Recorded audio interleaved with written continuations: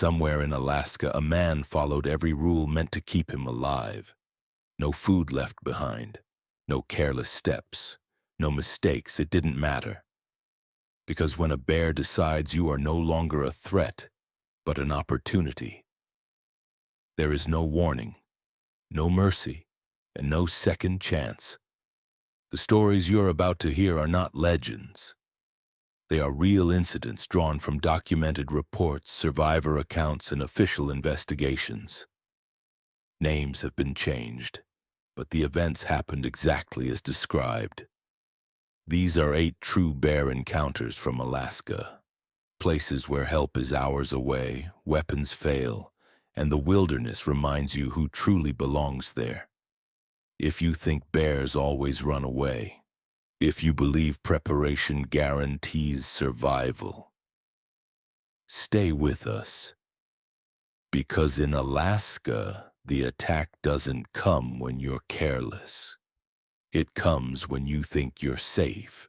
Story 1.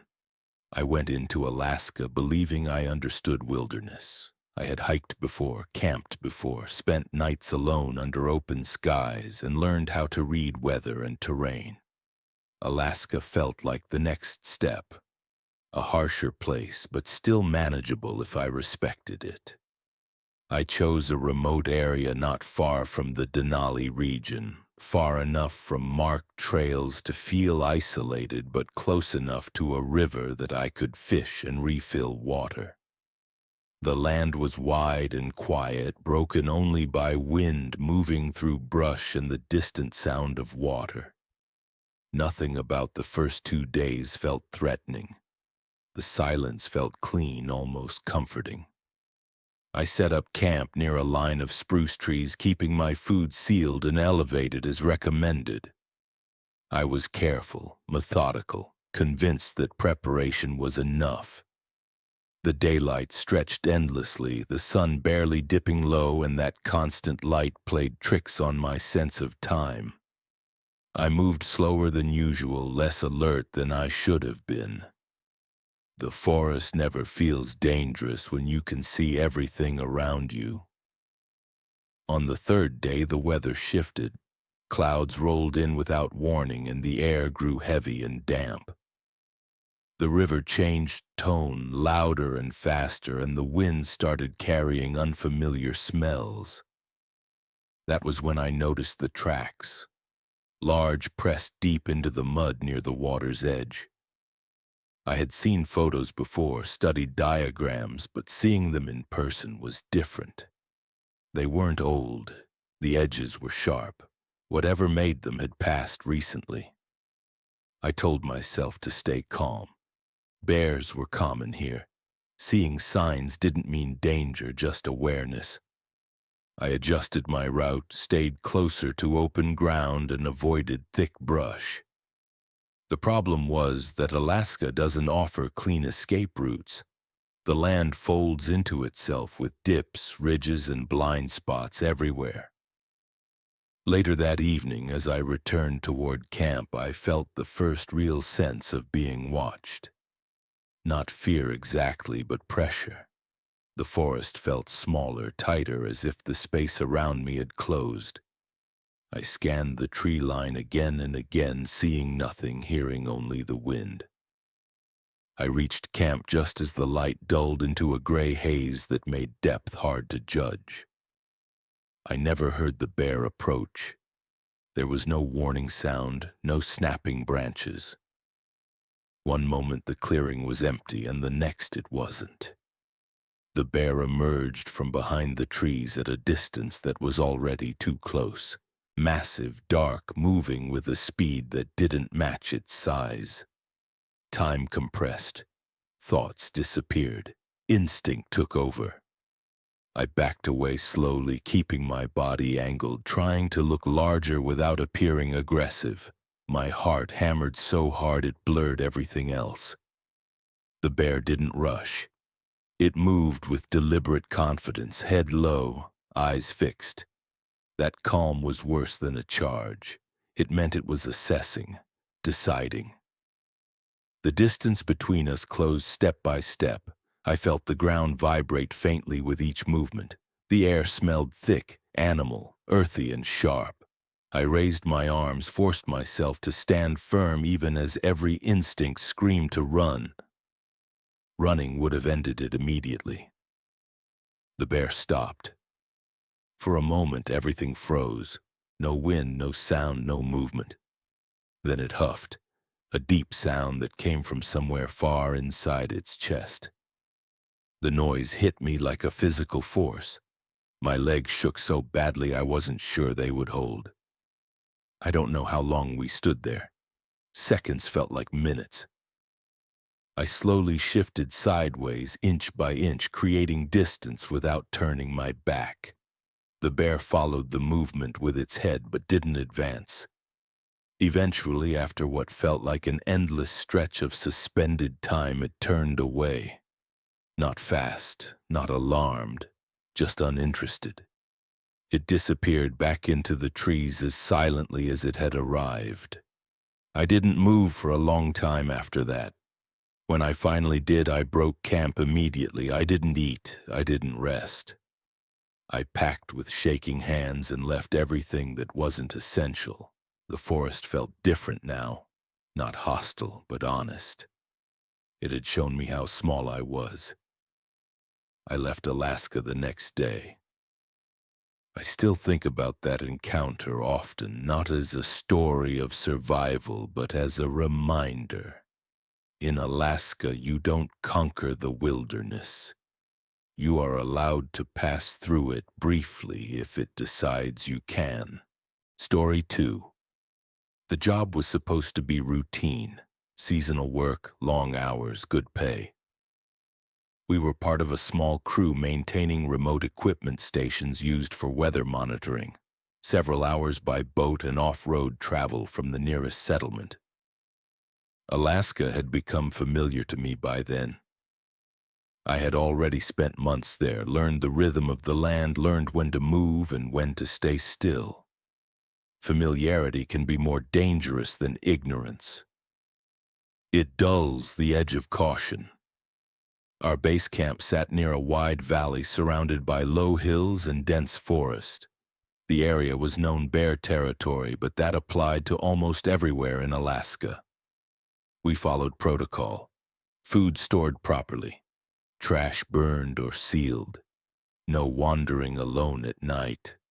During the day, we split into pairs and worked methodically, repairing lines, checking sensors, documenting conditions. The days blurred together under constant gray skies.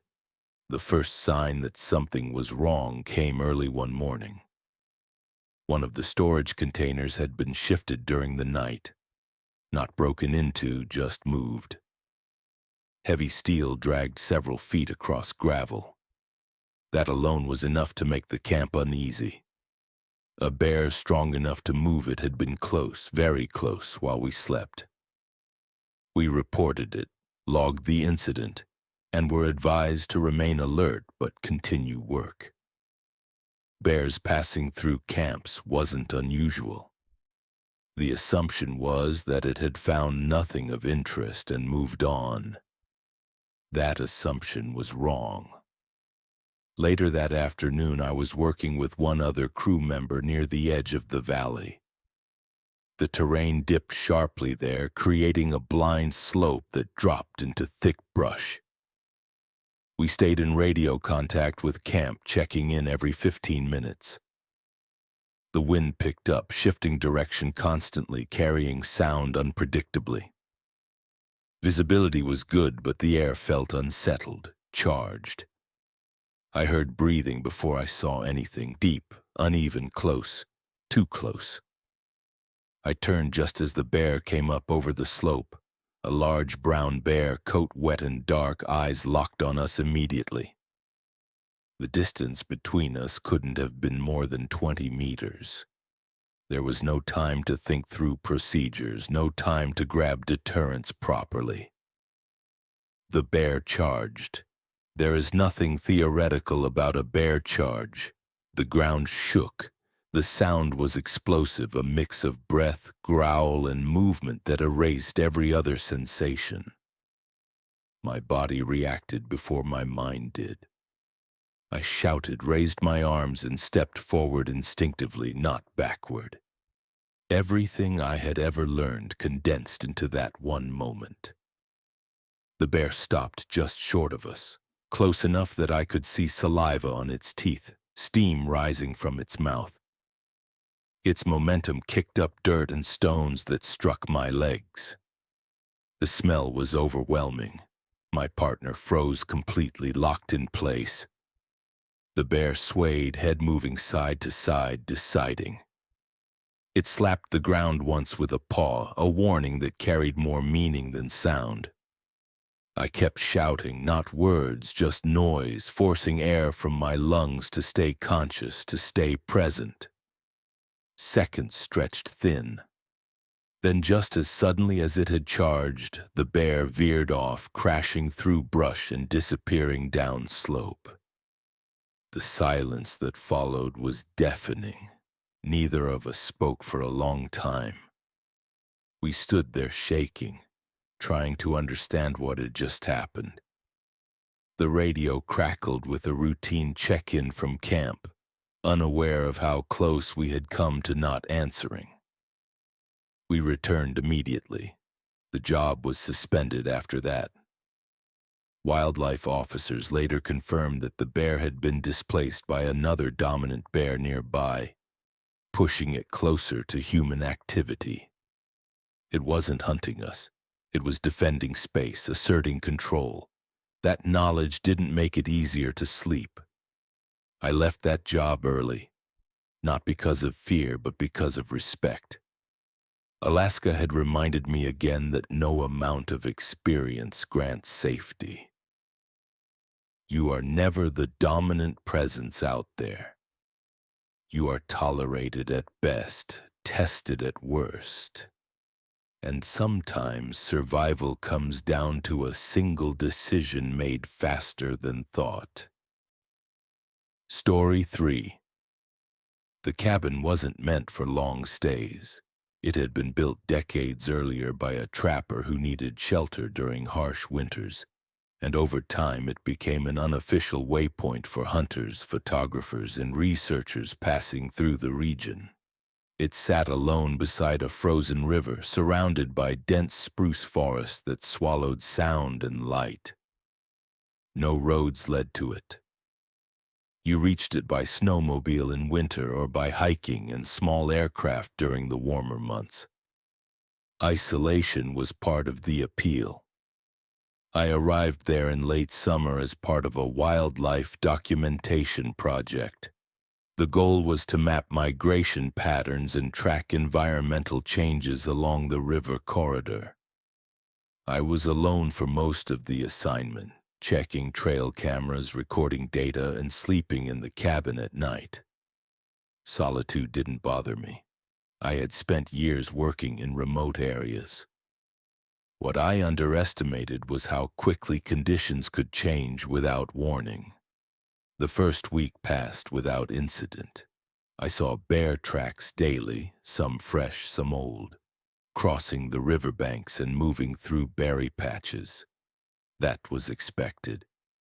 Bears were everywhere in that region, especially with food sources plentiful. I made noise while moving, kept my food locked away, and avoided dusk travel whenever possible.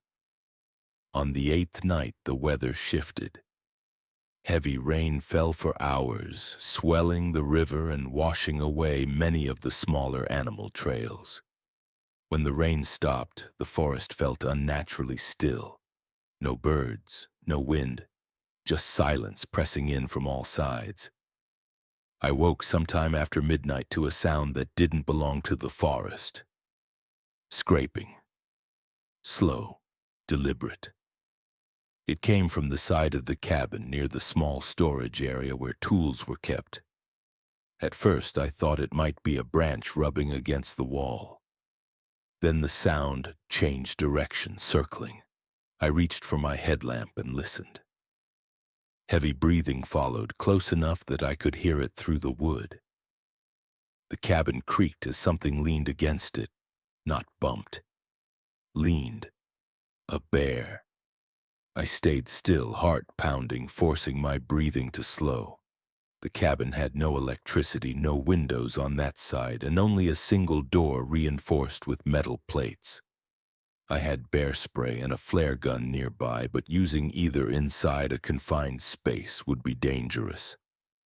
The bear began clawing at the exterior logs, not violently, methodically, testing.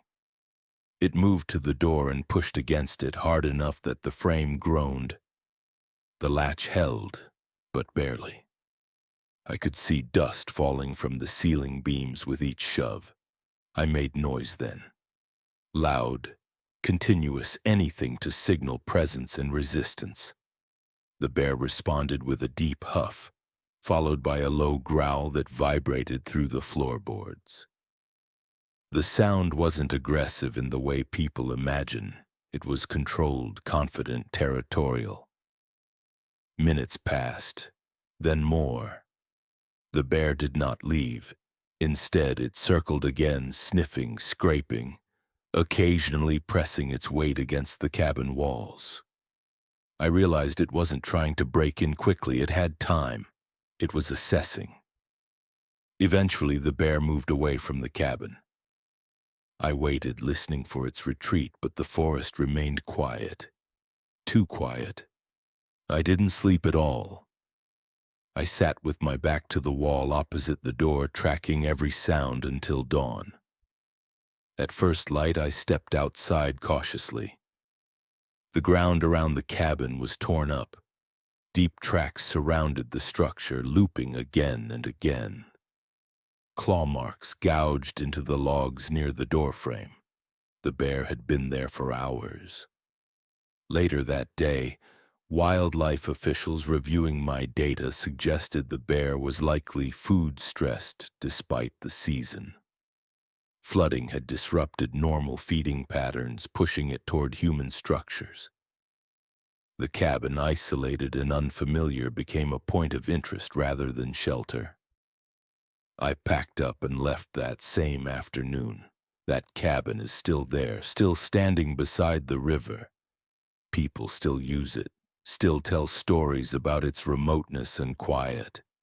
But every time I think of it, I remember how thin the walls felt that night. How temporary safety is in a place where you are never alone, even when you think you are. Jiln, Story 4. The flight into the valley was supposed to be routine. A short hop in a bush plane, a supply drop, then 2 weeks of geological sampling near an abandoned mining corridor that hadn't been active since the early 1980s. The area was remote even by Alaska standards, boxed in by steep ridgelines and thick alder growth that made ground travel slow and exhausting. Bears were common, but the site had been used by researchers before without serious incident. That history created a false sense of safety. The camp consisted of 3 tents, a portable generator, and a weathered storage container left behind by the original miners decades earlier. We were a team of 2. My partner handled sampling along the upper slope while I focused on river sediment closer to camp. We followed protocol. Food hung high, trash sealed, no cooking near sleeping areas. Still, the land decides its own rules. On the 5th day, we noticed the first sign something was wrong. Fresh bear scat appeared less than 30 meters from camp. Not unusual on its own, but this was different. It was full of fabric fragments and bits of plastic. Human materials. That meant one thing. The bear had already associated camps with food. We debated relocating, but decided to finish one more day of work before moving. That decision still weighs on me. That night, just after sunset, the generator shut off unexpectedly. Silence fell fast. No hum, no wind, no river noise. Just darkness and the sound of something moving beyond the tents. Slow footfalls. Heavy. I grabbed my headlamp and stepped outside. At the edge of the clearing, barely visible against the tree line, stood a massive brown bear. It wasn't startled by my presence. It didn't retreat. It watched. Its posture was wrong, not defensive, not curious, direct. I backed toward the storage container, making noise, raising my arms. The bear mirrored my movement, closing distance with calm, deliberate steps. My partner emerged from his tent, froze when he saw it. The bear charged. It wasn't a full sprint, but it was fast enough. We ran for the container, slamming the metal door shut just as the bear collided with it. The impact echoed through the valley. The container rocked violently, tools clattering inside. The bear began pounding the walls, jaws snapping at the seams. We could hear its claws scraping metal, hear its breath through the gaps. The container had rusted over the years. Thin spots buckled inward under the force. Minutes felt like hours. We used the flare gun through a small vent, firing once. The flash and sound startled the bear, but it didn't leave. It circled, struck again, then climbed onto the container roof. The metal groaned under its weight. At some point during the night, exhaustion took over. The bear finally moved off, but not far. We could hear it moving around camp, tearing into tents, dragging supplies into the trees. At dawn, we made our move.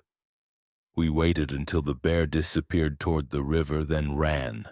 No gear, no samples, just survival.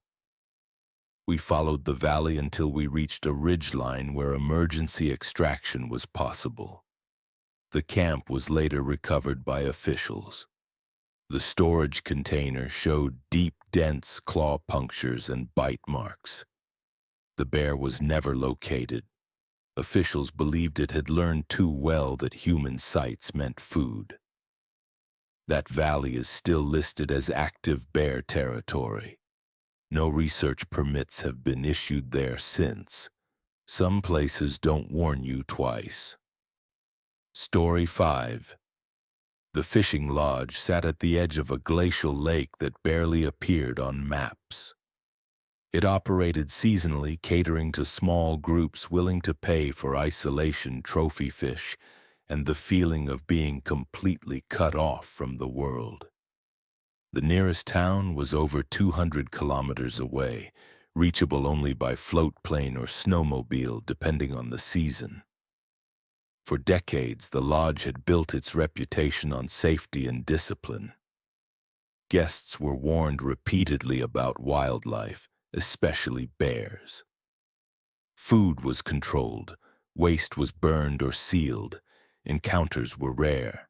That record ended late one September. The season was nearly over. Only one group remained, 3 friends on a final fishing trip before winter closed the region completely. The lodge owner and 1 staff member stayed on site to prepare for shutdown. Weather had already begun to turn. Snow dusted the surrounding hills and daylight shortened quickly. The first warning sign came quietly. One morning, the staff member noticed claw marks on the smokehouse door.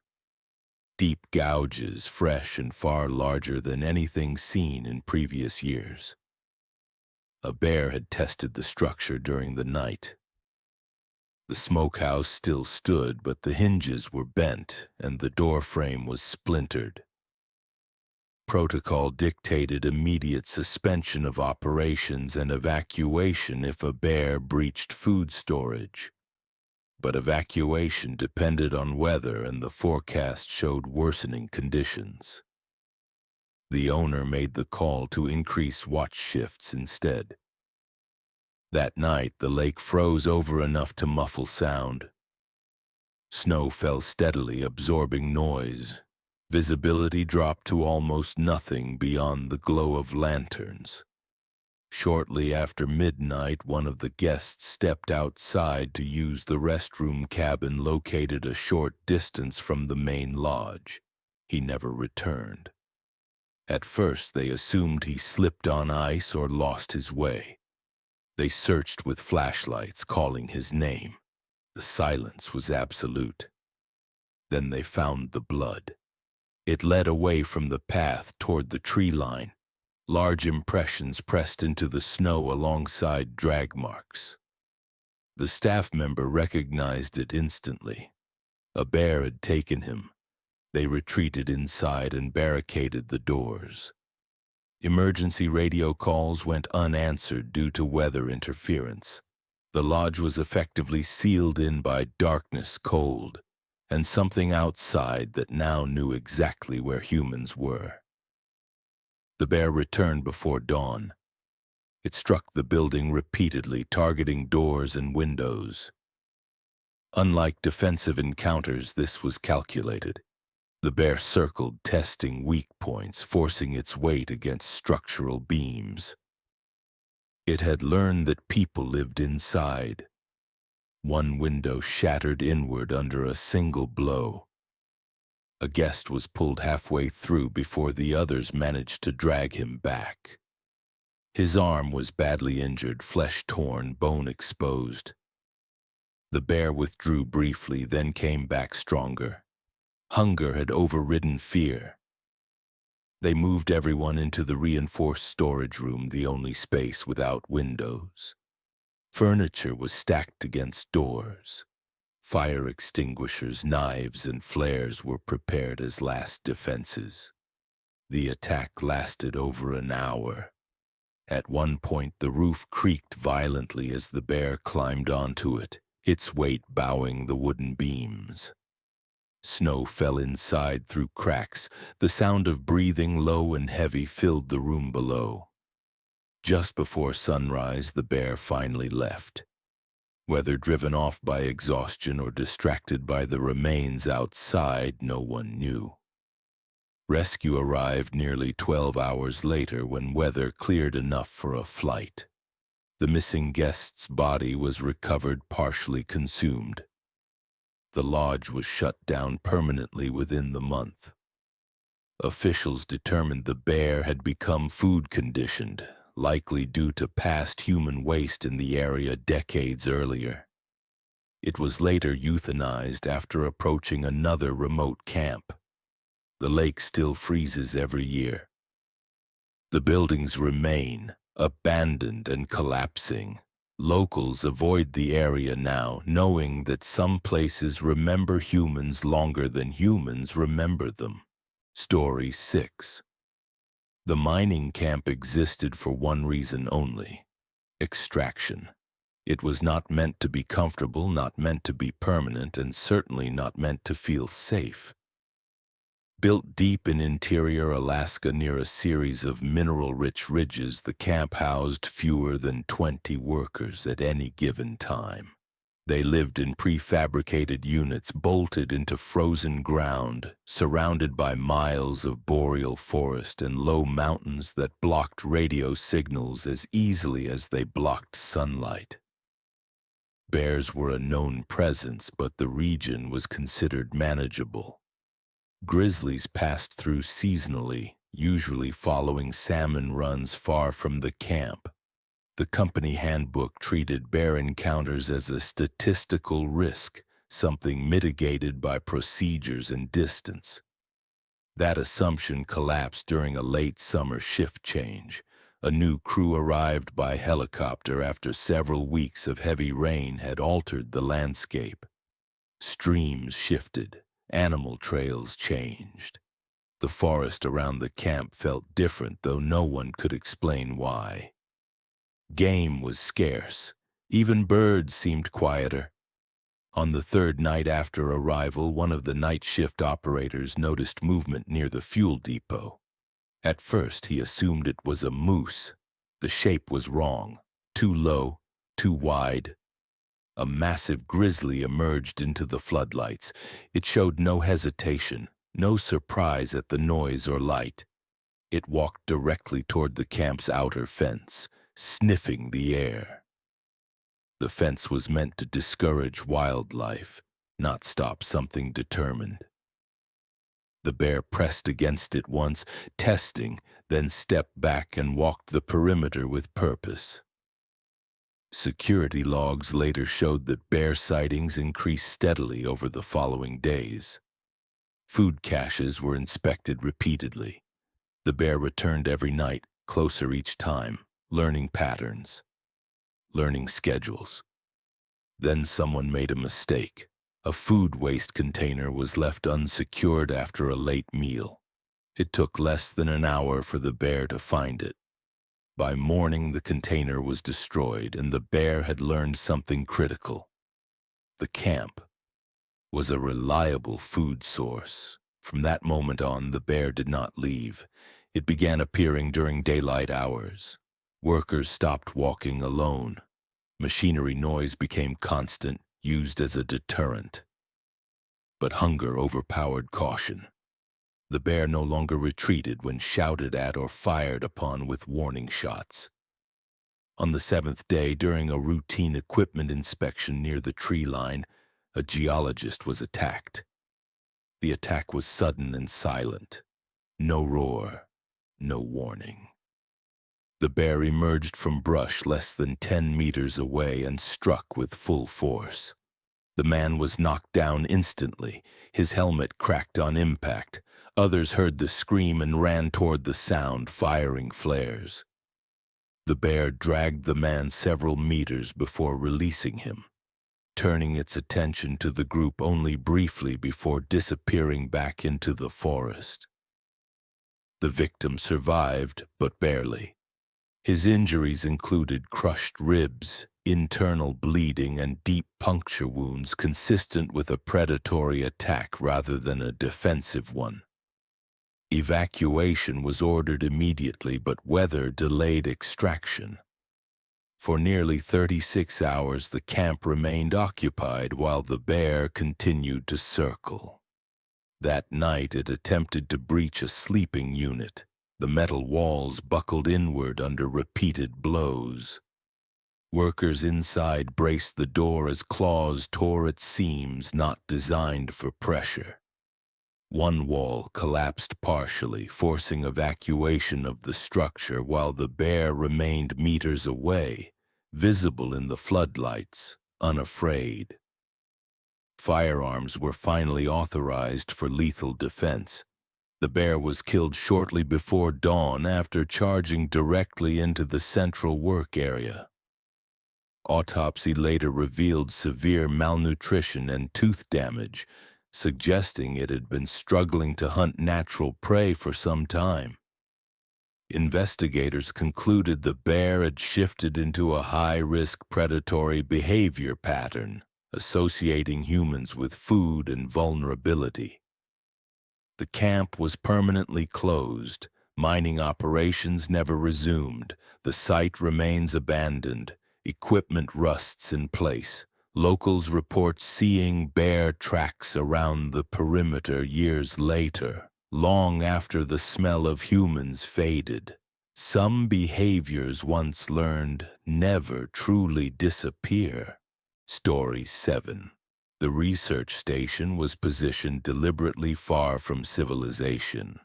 Built along the edge of a remote Alaskan river basin, it served as a long-term wildlife monitoring outpost, focused primarily on climate data and large mammal movement. The irony was not lost on anyone who worked there. To study bears safely, they had to live among them.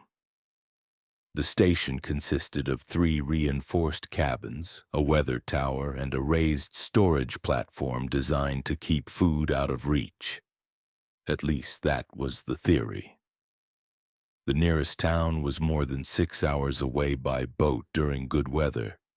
Once winter approached, access became nearly impossible.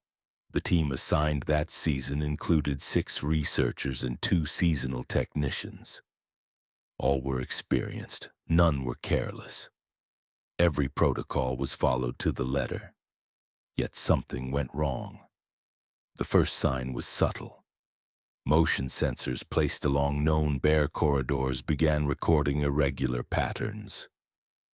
Bears that normally passed through quickly were stopping. lingering. One particular adult male grizzly appeared repeatedly at the same times each night, circling just outside the sensor range. Footage showed the bear standing on hind legs, sniffing toward the station, head tilted as if listening. Food stores were checked repeatedly. Nothing was missing. No trash was exposed. Still, the bear returned every night. By the second week, the bear began approaching the structures directly. It tested doors, scratched windows. Its size was immediately apparent in the footage. Larger than average, scarred, one eye partially clouded, likely from an old injury. This bear was experienced. It had survived conflict before. The team debated evacuation, but data collection was at a critical stage. Weather windows were closing. They decided to continue while increasing watch rotations. On the 14th night, during a heavy storm that masked sound and reduced visibility, the bear made its move. One of the technicians stepped outside to secure a loose antenna cable during a lull in the wind. Visibility was poor, rain mixing with sleet. The forest was silent in a way that felt unnatural. The bear emerged from behind the storage platform. There was no time to run. The attack was fast and deliberate. The bear knocked the man to the ground with a single strike, crushing his shoulder. It bit down once, then again, targeting the head and neck. Only the technician's helmet and thick outer gear prevented immediate fatal injury. The others heard the impact through the storm and activated emergency alarms while firing flares blindly into the darkness. The bear released the technician and retreated a short distance, standing upright and watching as the team dragged the injured man back inside. For the next hour, the bear remained visible through the rain, pacing just beyond the lights. It did not flee. It did not show fear. The injured technician lost consciousness due to blood loss and hypothermia. Emergency evacuation was attempted but failed due to wind conditions. The team stabilized him as best they could, knowing that if the bear breached the station again, there would be no defense left. Just before dawn, the bear struck once more. It climbed onto the roof of the main cabin, its weight causing structural creaks never meant to support such mass. Claws tore into roofing material. The sound was deafening. Inside, the team huddled in darkness, weapons trained upward, waiting. When the roof panel gave way slightly, exposing insulation, a flare was fired directly upward through the opening. The bear roared and retreated, finally disappearing into the forest. Evacuation succeeded several hours later. The injured technician survived but never returned to field work. The station was shut down indefinitely. Later analysis suggested the bear had developed a predatory fixation, likely due to injury and declining hunting ability. Human structures represented opportunity rather than threat.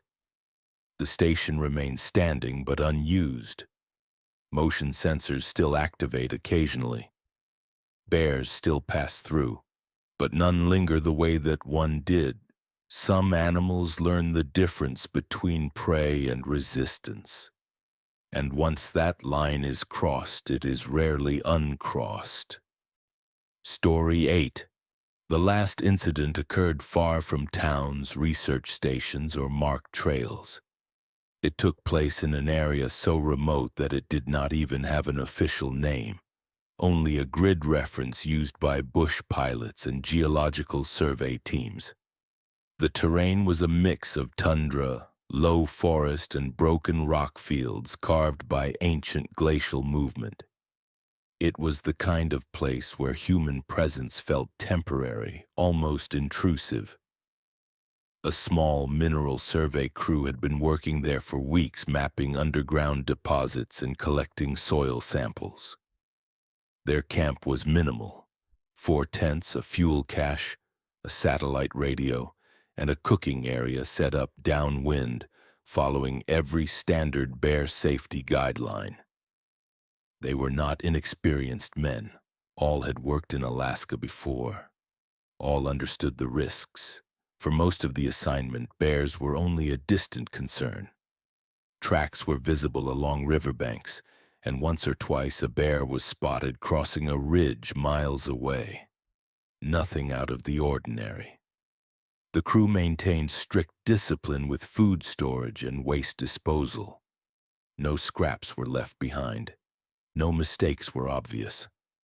The bear that found them was a large coastal brown bear, likely a mature male displaced from prime territory. Later examination of tracks and damage suggested it was underweight for its size. Hunger changes behavior. Hunger erodes caution.